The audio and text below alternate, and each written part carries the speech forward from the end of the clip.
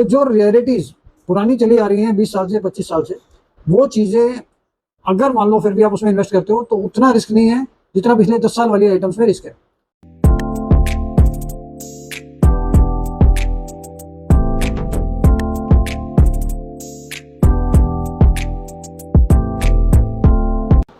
दोस्तों नमस्कार,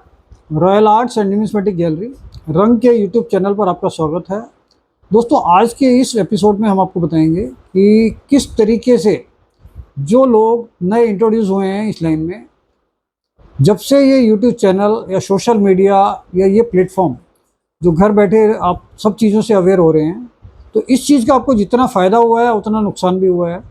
और बहुत सारे चैनल अपने सब्सक्राइबर, व्यूअर्स या अपनी पब्लिसिटी पाने के लिए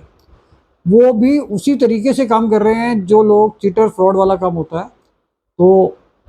कोई भी आदमी, जैसे आपको मान लो आपने उसको फ़ोटो डाली तो उसने उसके सीधे 30 लाख, 20 लाख, 50 लाख रुपए बताने हैं और आपसे किसी भी बहाने service charge, registration charge, RBI letter, ये मतलब इनके बहाने जो हैं वो चेंज होते रहते हैं। उस बहाने से आपके 700 रुपये, 800 रुपये, 1000 रुपये ऐसे लेते हैं। और ऐसा नहीं है कि यहीं पे रुक जाते हैं, इसके बाद वो किसी ना किसी बहाने से जब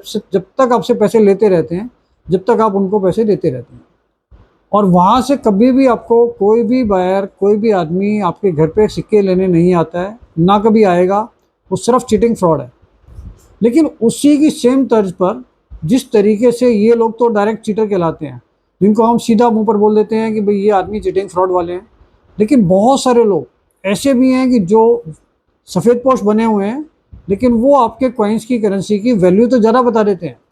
लेकिन लेने के नाम पर वो सारे चीटिंग फ्रॉड वो भी कर रहे हैं। तो इस चीज़ का भी आपको ध्यान रखना है कि पीछे काफ़ी टाइम पहले से लोगों ने रियलाइज़ किया कि कुछ यूट्यूबर्स चीज़ों को एक तरीके से ऐसे बता रहे हैं कि भाई इन्वेस्ट करने में आपको बहुत फ़ायदा होगा, और पर्टिकुलर उन्होंने मान लो एक या दो चीज़ कोई बताई और उसके रेट बढ़ गए तो लोगों को लगा कि भाई इसमें इन्वेस्टमेंट बहुत बढ़िया है। लेकिन उन लोगों को ये भी रियलाइज़ होना चाहिए कि इसमें जिस रेशो में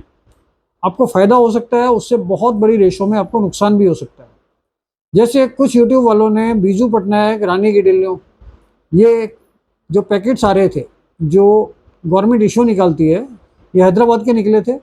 कुछ लोगों ने हमसे भी कहा कि भाई इसके रेट बहुत ज़्यादा बढ़ जाएंगे। तब भी हमारा एक ही जवाब था कि भाई आज की डेट में, उस समय पे इनका जो रेट चल रहा था वो 100 कॉइन की पैकिंग का 2500 से 3000 रुपये का एक रेट चल रहा था।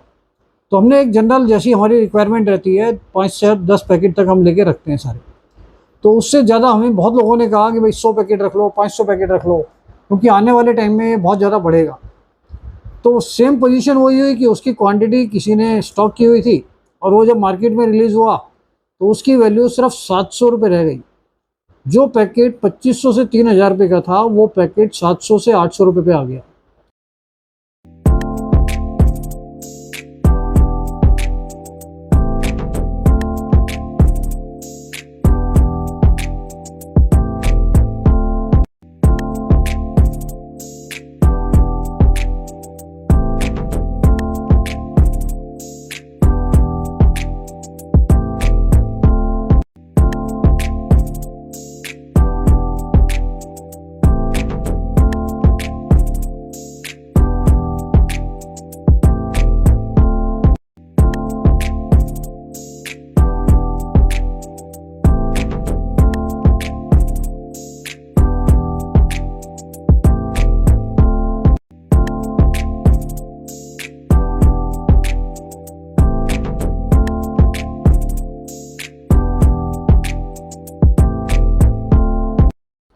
इसी तरीके से एक पीसीएम का कॉइन आता था,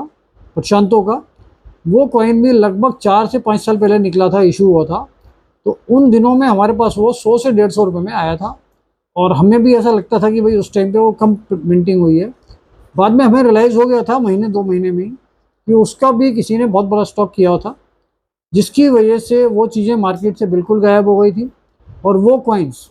पीसीएम का, प्रशांतों वाला 5 रुपये का, वो कॉइन लगभग 1500-2000 रुपये तक पिछले 3-4 साल तक बिका। लेकिन जैसे कहते हैं कि जो चीज़ बहुत बड़ी क्वांटिटी में रखी थी वो चीज़ बाहर आ गई, और आज की डेट में उसकी भी वही पोजीशन है कि अगर एक कॉइन वो 2000 का था तो उसके पैकेट वैल्यू आप मान कर चलिए कि 2 लाख रुपए हो गई। तो 2 लाख रुपए वाली आइटम आज की डेट में 800 रुपये, 750 रुपये का पूरा पैकेट मार्केट में मिल रहा है। तो आप ये सोचिए कि अगर आप किसी भी यूट्यूबर, किसी भी आदमी के सजेशन से वो पैकेट 2 लाख रुपए में खरीद के रख लेते हैं और उसकी वैल्यू आज 750 रुपये हो जाती है, तो जो आपकी कमाई हुई मेहनत से पैसे आपने इकट्ठे किए और इसमें इन्वेस्ट किए, तो 2 लाख रुपए के 750 रुपये मतलब आपका 100% लॉस। तो इस तरीके की किसी की भी बातों में आके आपको कभी भी कहीं पर भी ऐसी चीज़ों में इन्वेस्ट नहीं करना है जिससे कि आपको ऐसा लगे कि भाई इसमें एकदम से जैकपॉट लगने वाला है और पता चले वो 100 का 100% नुकसान है। तो दोस्तों, कोई भी यूट्यूबर, कोई भी आदमी अगर आपको ऐसी चीज़ों के लिए सजेस्ट करता है तो मैं ये मानता हूँ कि ये आसान नहीं है, और कहीं ना कहीं या तो उसको अपने व्यूअर्स, पब्लिसिटी, जैसे बहुत सारी चैनल्स अपनी पब्लिसिटी के लिए इस टाइप की न्यूज़ दिखाते हैं कि वो एकदम से हाइक क्रिएट करते हैं कि ये होने वाला है या होने वाला है या हो जाएगा, जिसकी वजह से उसके व्यूअर्स तो बढ़ जाते हैं, लेकिन जब आप लास्ट तक न्यूज़ देखते हो तो शायद उस चीज़ का जिक्र ही नहीं होता कि वो न्यूज़ का, जिस चीज़ का उन्होंने हेडलाइंस दी थी या जो चीज़ उन्होंने हाईलाइट की थी, जिस बिहाफ पर वो चाहते थे कि भाई ये न्यूज़ देखे या ये वीडियो हमारा कोई देखे, तो उसके बारे में पूरी वीडियो में कहीं कोई डिस्कशन ही नहीं होता है। तो इन चीज़ों से आपको सावधान रहना चाहिए। रिपब्लिक इंडिया में कमोमोरेटिव कॉइन, डेफिनेटिव कॉइन्स जो एक रेगुलर करीब करीब पिछले 15-20 साल से रेगुलर चल रहे हैं, उसमें कभी भी कोई चीज़ क्वांटिटी में स्टॉक की हुई हो सकती है, और ख़ास तौर से पिछले 10 साल में जो भी आइटम निकली हैं उसमें आप कभी भी ये सोचकर मत चलो कि इसका स्टॉक बिल्कुल नहीं होगा या बहुत रेयर है या बहुत कम मिला है। कुछ चीज़ें जो पिछले 20 साल से, 30 साल से मार्केट में बिल्कुल ही अलग हैं, तो हम ये मानते हैं कि 20 से 25 साल पुरानी आइटम फिर भी चांसेस थोड़ा सा कम है कि वो स्टॉक किसी ने करके रखी होगी और वो चीज़ मिलेगी। तो जो रेयरिटीज़ पुरानी चली आ रही हैं 20 साल से, 25 साल से, वो चीज़ें अगर मान लो फिर भी आप उसमें इन्वेस्ट करते हो तो उतना रिस्क नहीं है जितना पिछले 10 साल वाली आइटम्स में रिस्क है। इसके साथ साथ बहुत सारे लोग अपने मार्केटिंग के लिए, अपने पर्सनल बेनिफिट के लिए लोगों को म्यूल कॉइन्स में और ऐसी चीज़ों में इन्वेस्ट करवा देते हैं जिसकी रीसेल नहीं आएगी। अगर आप कॉमन म्यूल कॉइन्स में या इस टाइप के कॉइन्स में जिसमें बहुत ज़्यादा डाई वेराइटी या रेयरिटी है, तो उसके कलेक्टर आने वाले टाइम में भी बहुत कम है, और उसमें अगर आप इन्वेस्ट करते हो तो उसमें चांसेस ये बहुत कम हो जाते हैं कि वो चीज़ जिस दिन आप बेचने की कोशिश करोगे तो एक कॉमन कोई भी डीलर उसमें हाथ नहीं डालता है। अगर कोई एक्सेप्शनल रेयरिटी है तो उसकी बात अलग है, अदरवाइज़ म्यूल कॉइन्स में जो कॉमन में चल रहे हैं, जैसे 2018 में ही बोल देते हैं 2 रुपये का आया था, या 5 रुपये के बहुत सारे कॉइन आ जाते हैं। अब तो नोटों में भी म्यूल कॉइन बहुत ज़्यादा आने लगे। ये भी एक ट्रेंड है जो अब चला जा रहा है काफ़ी लंबे टाइम से, मैं देख रहा हूँ पिछले साल 2 साल से। कोई भी चीज़ हमें महंगी बेचनी होती है किसी को,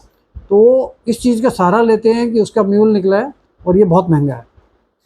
तो इन चीज़ों से आपको सावधान रहना चाहिए। एक चीज़ और भी आती है कि कुछ टाइम से हम ये रियलाइज़ कर रहे हैं कि किसी भी कॉइन का फर्स्ट इशू, सेकेंड इशू, ये 1-2 चीज़ों तक तो चल रहा था, लेकिन अब हमें रियलाइज़ हो रहा है कि हर चीज़ में ये चीज़ चलने लगी है। इसका फर्स्ट इशू बहुत महंगा है, सेकेंड इशू, जब एक ही कॉइन कमोमोरेटिव एक ही मिंट ने निकाला है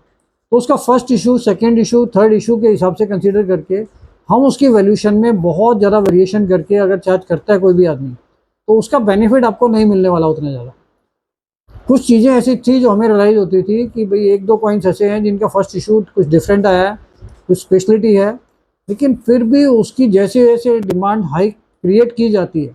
आने वाले टाइम में अगर उसको आपको रीसेल करना है तो उसकी वैल्यू आपको उतनी नहीं मिलेगी।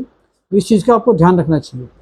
तो कभी भी इस चीज़ का बहुत अच्छी तरह से ध्यान रखिए कि कोई भी यूट्यूबर जो चीज़ें आपको बता रहा है, एक आदमी तो डायरेक्ट चीटिंग कर रहा है और दूसरा आदमी इनडायरेक्ट वे में आपको ज़्यादा वैल्यूशन बता के और किसी भी बहाने से वो आपसे पैसे चार्ज कर रहा है, और पैसे चार्ज करके भी वो चीज़ें वो आपसे नहीं खरीद रहा है। तो इस चीज़ से सावधान रहिए और लोगों को मौका ना दीजिए कि वो आपके साथ चीटिंग या फ्रॉड करें। तो आगे इस चैनल को लाइक कीजिए, सब्सक्राइब कीजिए, शेयर कीजिए, जिससे ज़्यादा से ज़्यादा इन्फॉर्मेशन हम सब लोगों तक पहुंचा सकें। Thank you.